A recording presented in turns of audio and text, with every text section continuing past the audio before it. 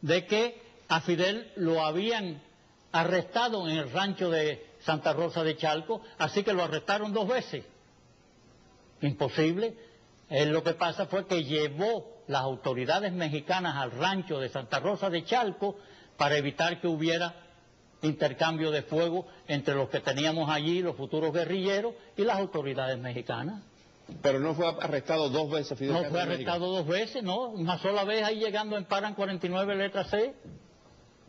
¿Y lo pusieron en libertad a los pocos días? No, de ahí lo arrestaron, lo llevaron a la cárcel migratoria de Miguel Schul. Y entonces de ahí fue que fueron a Chalco a entregar la gente que teníamos allá y las armas.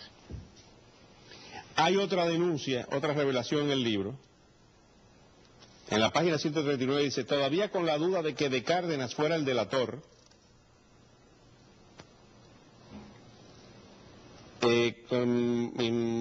todavía con la duda de que Cárdenas fuera el delator, sorpresivamente la policía cayó en el rancho Santa Rosa en Chalco, en las afueras de la capital. Fidel fue quien los llevó al rancho para evitar que hubiera conflicto entre los que teníamos allí y las autoridades mexicanas.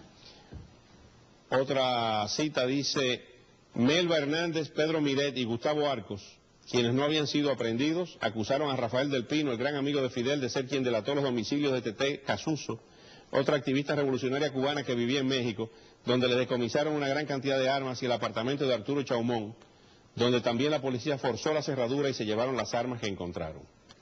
Nuevamente se dieron desafortunadas coincidencias. Orlando de Cárdenas era el único que sabía dónde se escondía el armamento, pero Melba y Pedro Miret tenían su guerra particular contra Rafael del Pino. Entonces, ¿por qué Fidel Castro fusila a Rafael del Pino y no fusila a Orlando de Cárdenas? Porque Orlando de Cárdenas no fue ningún traidor.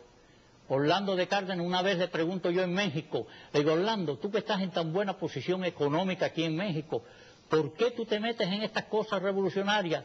Me dice, Coriano, porque Cuba es mi patria y quiero ayudarla. Y no tenía ninguna necesidad de andarse metiendo en esos problemas. Vamos a la pausa. Cuando regresemos continuamos con Miguel Sánchez, continuamos con Osiel González para que nos hable de esa etapa en la Embajada de Brasil, si realmente conoció al embajador, si conoció a esta señora Victoria, que ha sido citada ampliamente en este libro, Virginia quiero decir, Vasco Aleitao da Cunha y Virginia, su esposa, la esposa del embajador, y también las informaciones que tenemos de las últimas horas con relación a la realidad cubana, y para eso está aquí esta noche Enrique Patterson.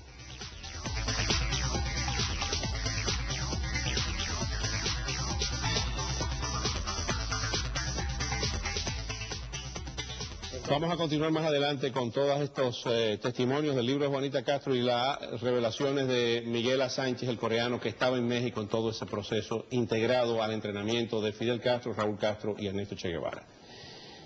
Osiel González, ¿en qué año se asilan ustedes en la Embajada de Brasil?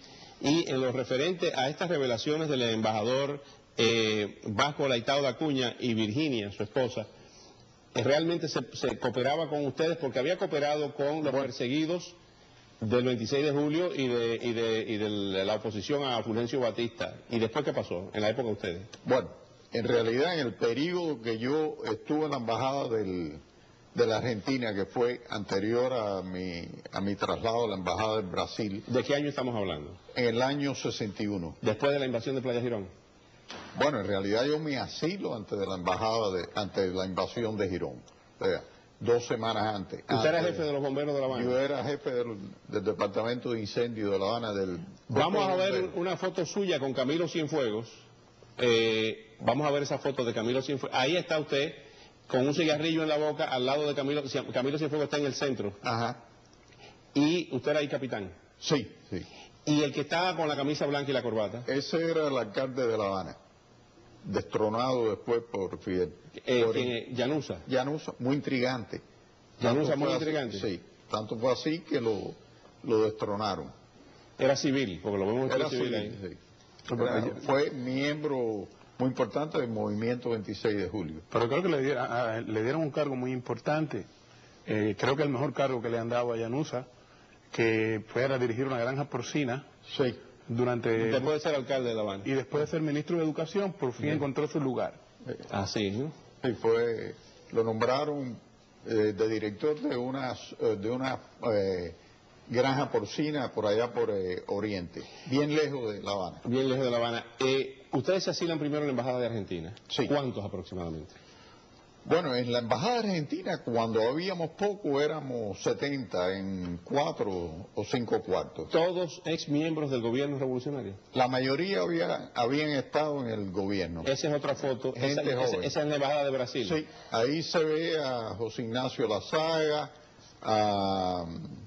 a Suquita, Osvaldo Hernández, que desembarcó en Girón. Esto es en la Embajada Manolo de Villamañán, Nils Díaz, que fue el comisionado, el director de la Comisión de Energía Atómica de los Estados Unidos, Publio Ruiz, Pentón, Manolo Villamañán está ahí. Manolo Villamañán.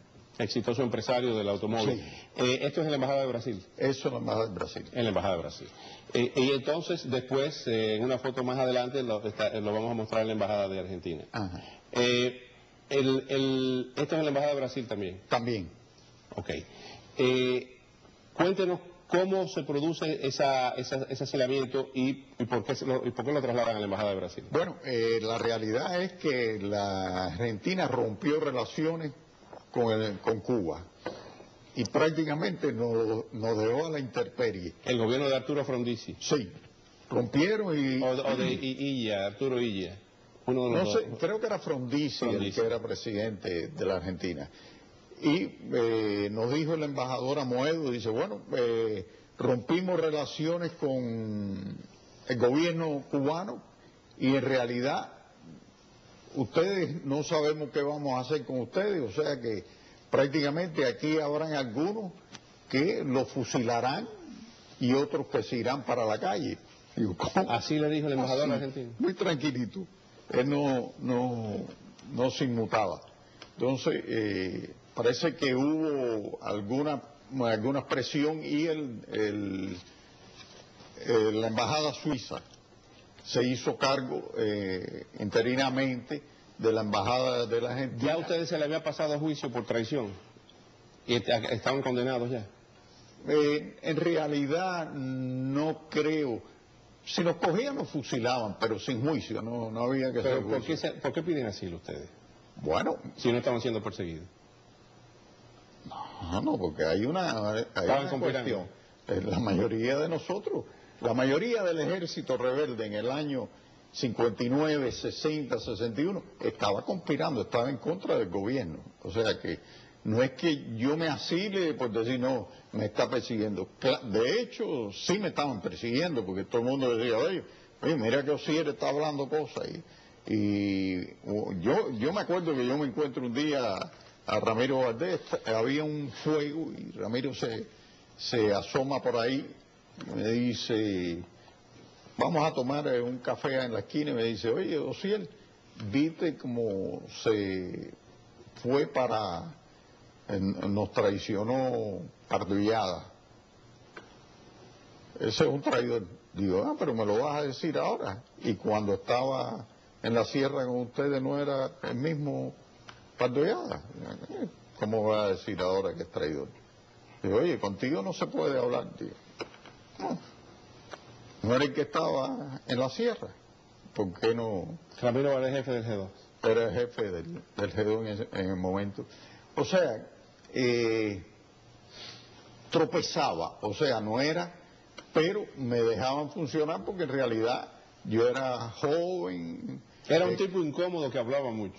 Era un tipo que hablaba demasiado y le ponía las peras en cuarto. Lo mismo se lo ponía cuando le tenía que decir algo, se lo decía Pepe Anusa, se lo decía Raúl, que se lo decía Fidel. O sea que yo no, en ese sentido no me callaba.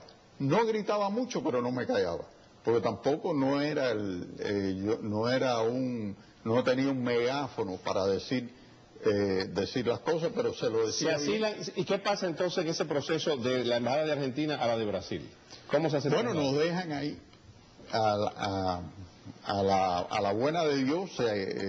La Embajada Suiza se hace cargo interinamente de nosotros y a los 2 días el gobierno de Brasil nos permite a nosotros mudarnos para dicha sede que estaba en la calle G. ¿Esa foto también en la Embajada de Brasil?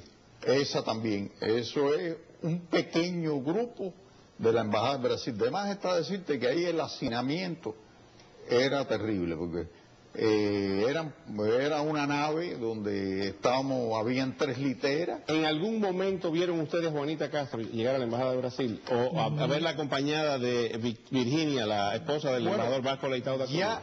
Ya se había ido Vasco. Y quedaba mi niña, como le decían ellos, a Virginia. Mi niña. Sí. Pero yo no me recuerdo no sé, ahí estoy un poco de si ella fue o no, pero sí hay un hecho.